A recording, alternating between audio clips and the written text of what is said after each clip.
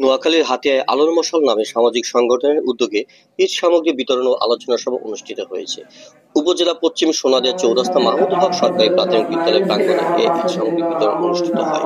এতে প্রধান অতিথি হিসেবে উপস্থিত ছিলেন জাতীয় নাগরিক পার্টির যুগ্ম মুখ্য সমন্বয়ক আব্দুল হান্নান মাসুদ।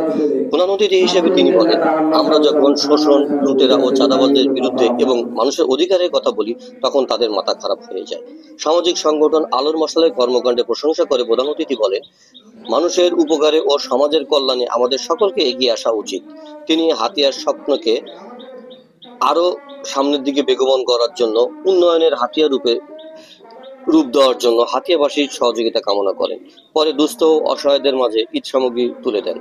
এ সময় উপস্থিত ছিলেন হাতিয়া প্রেস ক্লাবের সভাপতি মোহাম্মদ ফিরোজ উদ্দিন, সংবাদকর্মী সাইদ আহমেদ এবং সংবাদকর্মী উত্তম সহ আরো অনেকে।